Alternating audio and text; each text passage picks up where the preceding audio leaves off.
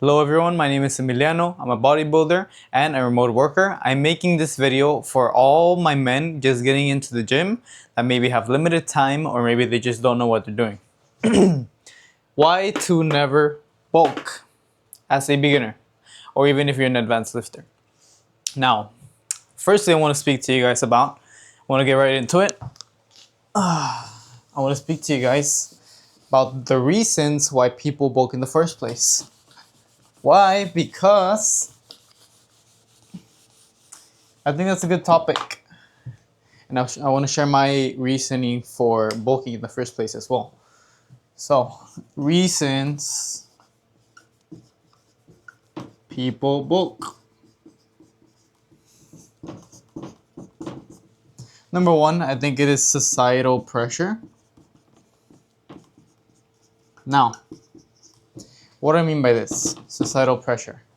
What I mean by this is things that you see online nowadays. Before you would go to the gym, you would see people getting bigger. Maybe you would interact with them and you get an idea of what kind of things to do if you're wanting to get bigger or build more muscle or speed up the process, whatever, right?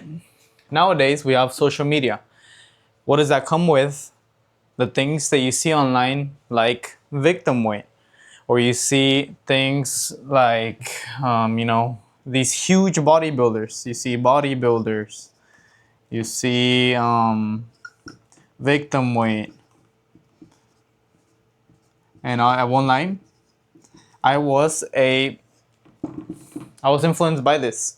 Whenever I first started getting into the gym, I saw everybody mentioning victim weight, right? So I was like, in my head, I'm 5'6" right now, I'm 148 pounds. Back then, I was 132 pounds, and I was like, I gotta get as close as possible to 200 pounds, or else I'll be in what they call victim weight, right? So I was influenced by this, and on top of that, a few other factors. I remember back when I was freshman in high school, my ex-girlfriend, my girlfriend at the time, she quite literally weighed more than me. I think I was like 10, 15 pounds, which pretty much pressured me to start bulking and focus completely on the scale. And that's what I don't want you guys to do. I want you guys to avoid focusing on the number on the scale. Doesn't mean that you should completely ignore it, because of course it tells you something, but it doesn't tell you everything, right? For example, if your weight is fluctuating by 5, 10 pounds every single week, like let's say you're 150 pounds and then 3 days later you're 155, 56, that's something that you should watch out for. Otherwise, if it's not fluctuating that much, then that's a good thing because you're not necessarily putting on tons of fat. Because the first thing that you gotta understand is that muscle growth is a slow process, right? But what are other reasons why people bulk? Exactly that. Patience. Why patience? Me, as a gym beginner, and anybody else, will make the mistake of thinking, well, if I bulk up, I'm gonna build muscle faster, right? But that's wrong. That's not how it works. If you're just putting more energy, which is essentially what food is, more calories into your body, you're not gonna force it and make it think that you have to put on all this extra muscle faster, right? You need a stimulus, which is going to the gym, and just because you're training harder doesn't mean that you'll make more gains if you give your body more food. All that's going to result in is excess body fat. Whenever I first started my first bulk, like I said, I was 132 pounds. I went to around 160, 65. I stayed there for a while, which was probably very, very beneficial. If I would have kept going, that would have been very bad for my health. And then after that, I decided to go on a second bulk. Made the same mistake twice. Which put me at around 175 to almost 180 pounds, reaching 180 pounds. And this is what I looked like at the moment, back then, right? I would eat 5 meals a day, eating over 3,000 calories, which of course is way over my maintenance. And if you're a complete gym beginner and you don't even understand these terms, bulking simply means that you're eating above your maintenance calories, which is a calorie surplus. But yeah, patience. Patience is one of the main reasons a lot of people will bulk. Now, let me put this into perspective on why that is stupid and why it's just detrimental towards your long run of your gym career. Let's put this into perspective on, let's say, two people. Person one, number one, person two. Let's say, assuming that these two people are training the same, they're recovering the same, they're not drinking alcohol, they're getting stronger, all that kind of thing. They're applying progressive overload and they have the exact same routine. Let's assume that all the other factors are the same. However, person one is eating at maintenance. Let's say myself, for example, 2,000 calories. 2,000 calories, while person two is on a 3,000 calorie diet. So that's a 1,000 calorie difference. For the first 6 months of the year, 6 months, and then let's say this is the second 6 months. So first 6 months, second 6 months. This person one, as long as they're both training at the same intensity, and even if this one was to train at an even bigger intensity, but at the end of the 6 months, this person, let's say he started at 150, this person started at the same weight, person one is going to be at around 155 max. While person two, on the other hand, is going to be at least 165, an extra 10 pounds. However, scientifically and biologically, you cannot put on that much more muscle simply because you're bulking, right? Yes, you are putting on 10 pounds of extra weight, but it's not necessarily muscle. That's what people don't understand. That's what I didn't understand. I thought just because I was putting on all this extra weight, it must mean that I'm growing a lot quicker. That's not how it works. Let's say this person at 165, he's 10 pounds bigger. However, he's noticing that he's getting high blood pressure, he's not feeling very well, feeling lethargic, he's just not recovering, and he's not feeling good, right? This person, on the other hand, he only gained 5 pounds. Do you think that those 5 pounds are going to be mostly fat or mostly muscle? Of course, it's going to be mostly muscle because he's eating at maintenance, making sure that his body is not getting too much energy to the point that it's just going to hold on to it as fat. So this person, he's going to have to stop eating at a 3,000 calorie diet. Why? Because that's way above his maintenance, assuming they're both 2,000 calories of maintenance. So this person, he's going to have to start cutting. Instead of continuing to eat the same, he's going to have to cut because he has to get rid of that fat. So by the end of these 6 months, he's going to be back at 155. While this person, he can continue doing the same thing and he's going to be at 157, maybe 160 max. So they're both going to end up at the same spot. However, this person, the one at the top, he's going to have the same body fat percentage, while this person down here, because he had to bulk up and then cut, during this cutting process, it's very hard for your body to build muscle. Meaning that he's going to lose a lot of muscle, while this person lost none of it. Why? Because he never ate below his calories, he stayed consistent, he was patient, and he ended up in a better position. So, and he still weighs more, roughly around the same as this person. However, this person is going to have significantly less muscle because he spent such a long time in a deficit. And for those that don't know, a cut means that you're in a caloric deficit, meaning that you're giving less calories than what your body needs to maintain its body weight. And you have to do that because he put on so much fat in the first 6 months of the year. Meaning that just because you're bulking, yes, it might seem like you're progressing faster here, but after these 6 months pass, you're going to have to spend that extra time cutting, taking off that fat. Instead of just staying patient, you get to the 6 month mark and you can continue to eat at the same calories, maybe a little bit more, right? Because of course your body adapts while you're building muscle. As you're building muscle, as the years go by, your body's going to require more calories to maintain that muscle.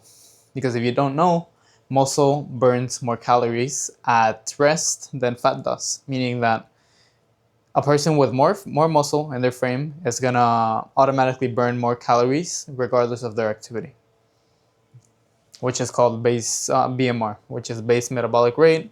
It's just the amount of calories that your body burns at rest. So, conclusion is that you're wasting extra time having to cut because of all the bulking that you did initially.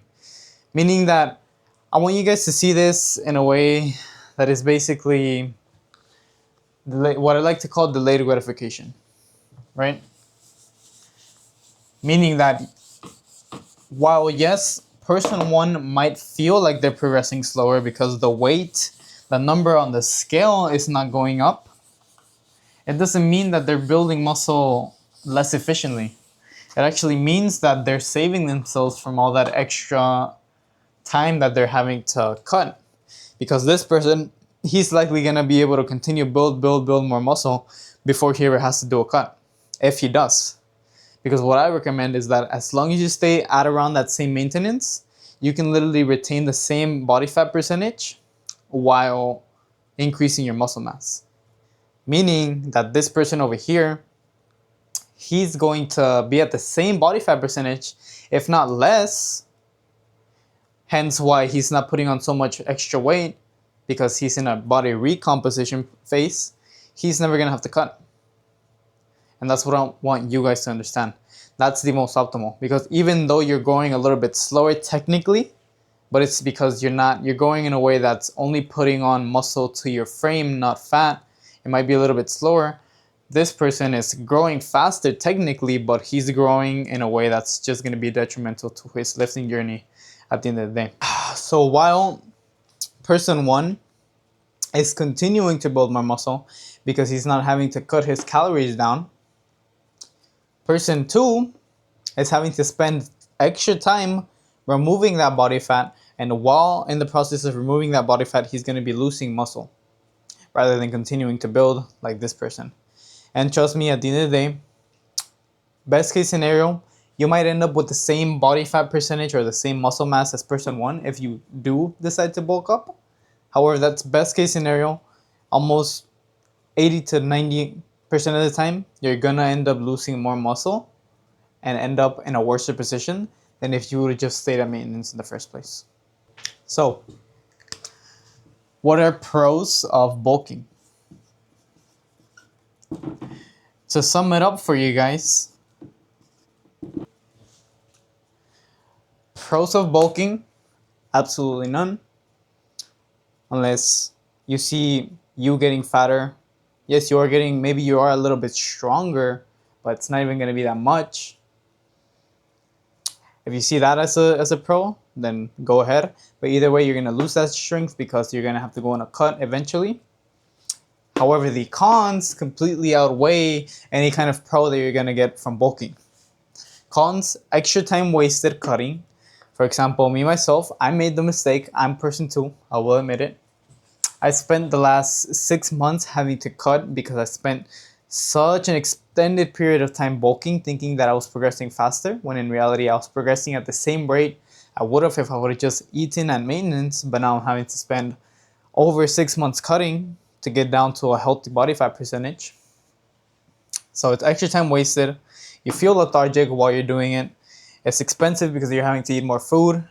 And muscle loss. I mean, you're losing muscle because you're having to be on that cut for an extended period of time. And the thing, for example, with me, I've been on a cut for so long because I've been wanting to retain that muscle. However, you can speed up that cut, but the faster that you do cut that fat, the more likely it is that you are going to lose muscle. So I've been able to retain quite a bit of muscle, but I haven't built nearly as much as I could be if I would have just stayed at maintenance. Why? Because during this whole 6-month process of me cutting, my body doesn't get enough nutrients, enough protein, enough energy to continue to build muscle at the rate it could be if I would have still be eating at maintenance. But I can't eat at maintenance because I have to cut off that fat. So what is our conclusion? If you're truly wanting to optimize your lifting journey, instead of going through all these rabbit holes of having to bulk up, then cut, then all of that, And I'm sure you're probably thinking, well, why is bulking and cutting so glorified then? Why do I see all these bodybuilders? Which, going back to my main point, the reason why a lot of people bulk is because they see all these professional bodybuilders putting tons of calories in their body. But what you gotta understand is that, number one, most of those bodybuilders, they're on steroids. And eating in such a big surplus and training with such high intensity and so much volume is beneficial when you're on steroids. But if you're a natural lifter, it doesn't work the same, right? Your body is not gonna naturally put on all that extra muscle and take off all that fat. It's not how it works as a natural lifter. So what is the actual optimal route? Optimal route. This is what I do now with the people that I help, my students, clients. Exhibit A, my brother. Get to a low enough body fat percentage that is healthy for you, that you can maintain. That is what I'm doing with my brother. Right now, trying to get him to around 10 to 15% body fat. Once you're there, once you're at a body fat percentage where you can maintain without the need to be dieting, to be on an extreme diet, restrictive, that's just gonna make it harder for you to continue. Once you're there, let's say, for example, my brother, at some point he was 220 pounds. Right now he is around 170. We're trying to get him down to 160, 65. Then once he's at that healthy body fat percentage, if we were to put you in there, once you're at that healthy body fat percentage, main gain. Eat at maintenance calories, so that way your body will be in what is called recomposition, which it is possible, especially for new beginners, new lifters, right? Your body is very inclined to, if you're eating at maintenance calories, it's basically going to replace that extra fat that it has with muscle. And you can do that in the process of getting to that low enough body fat percentage as well. So eat at maintenance. That way, after that whole year goes by, as long as you're progressively overloading, you're recovering well. And by progressive overload, I mean that you're continuously getting stronger. You're focusing on compound lifts as well as your accessory secondary exercises to grow each part of your muscle by training each part of your muscle twice per week. Your body will use that extra bit of fat that it has and replace it with muscle. So how does that work? If you're losing fat and putting on muscle at the same time, is the reason why you stay at around the same weight, which is what a lot of people don't understand. They're like, how can you go from 150 to 155 after a whole year or after 6 months and expect to put on all that muscle? Well, that's the thing. You lost body fat in that process, but you also put on muscle, meaning that you're basically going up but going down, meaning that the number on the scale is not going to significantly change. That's the reason why you shouldn't base your progress off of just what you see on the scale. That is the most optimal route, and that's what you guys should do if you're wanting to build as much muscle as possible without putting on extra fat. Because you don't look good when bulking, you don't feel good, and I speak from experience. It's more instant gratification than delayed gratification, if I'm being completely honest. It's more just indulging in foods that your body just doesn't need. It's not giving you more energy because you're just putting more work, more strain on your body, putting more weight that is unnecessary. Yes, this requires a little bit more patience, but at the end of the day, it's going to have way less setbacks. And like I said, it's just instant gratification. You're not having to be as patient with the bulk, but in reality you are, because you're not accelerating muscle growth. You're just going to put more work on your future self when you could have just continued to make linear progress without having to worry about your body fat percentage getting out of hand. So that concludes this video. If it helped in any kind of way, you could give a like, comment what you think, and also apply to work with me down below.